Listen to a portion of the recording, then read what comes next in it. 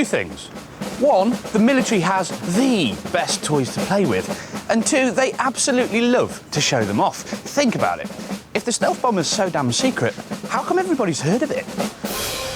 And this place is show-off central, where lots of firms are displaying their wares to try and tempt the forces. It's basically a top-secret military motor show, just like going to the NEC, except that instead of stand girls, there are sergeant majors, and instead of collecting brochures to drool over, you, well, collect brochures to drool over. Now, when British firm Roush aren't making the drivetrain for the new Ford GT, they're perfecting the diesel quad bike. Now, high-level NATO meetings have decided that it's much more efficient to have just one fuel in theatre. Those same NATO meetings have decided that to have lots of really flammable fuel dumps with petrol in isn't really that good on a battlefield. So soon, everyone is going to be running on diesel.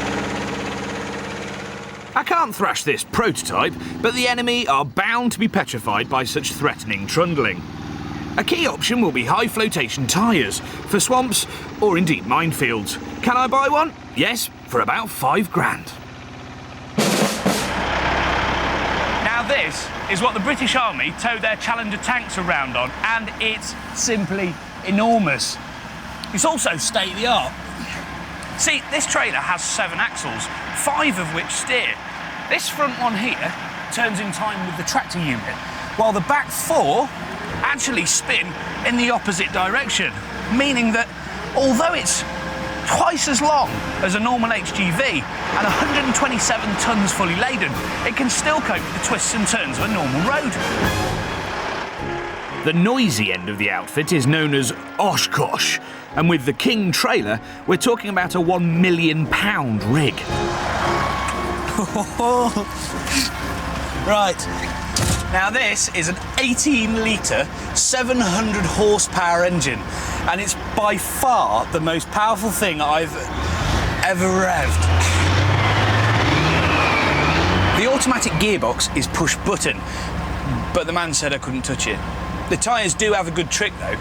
See, you can alter the tyre pressures from up here, so if you see a swamp coming up, you can let the tyres down, increase your footprint and glide across.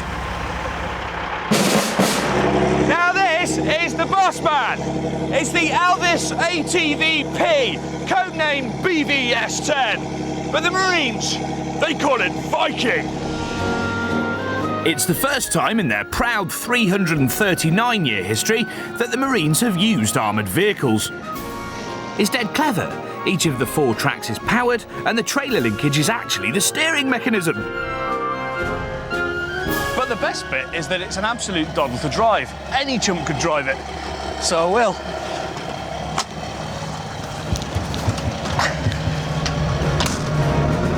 The official Secrets Act prevents me from telling you too much about how the Viking works, but it'll take hits from landmines with ease, and the Marines have ordered 108, with each one costing around £500,000.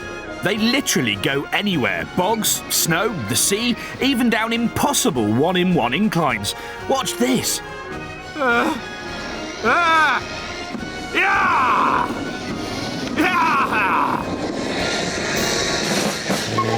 I definitely want one of these for Christmas.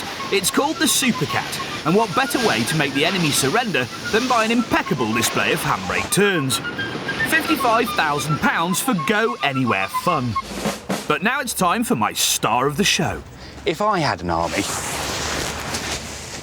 a real army, and not just the imaginary army in my head, well, I'd give all the troops a Pinsgower.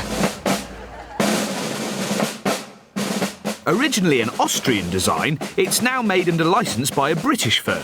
There are lots of versions. A 6x6 will cost around £75,000, or it's £250,000 for the advanced comms package. There's even one with a chemical agent-resistant paint. Now, Sarah here is Pinsgower's test driver. Sarah, show us your moves. The Pinsgower's genius is twofold: amazingly quick and amazingly supple. See it as a Lexus for the army. The ride quality is second to none thanks to special suspension. You can tear across the roughest of ground, but be free from vibration. handy for transporting delicate radar equipment or even carrying out invasive surgery. Ow! Then Sarah decided to show off and demonstrate the quite astounding axle articulation. It was very impressive, but I decided to help out too. There's a really big hole here. Oh, crikey. Your dad may moan about the decline of the British motoring industry, but you can tell him that when it comes to defence supply, Britannia still rules the waves. Well, and the fields. See, when it comes to ingenious technological solutions rather than just massive production volumes, we're second to none. And the maddest thing I could find to buy? Well, tonight I'm going home in my Scarab. Bomb-proof flooring, bulletproof bodywork, and prices ranging from £350,000 to £800,000. Drive on! It's way cooler than any Hummer.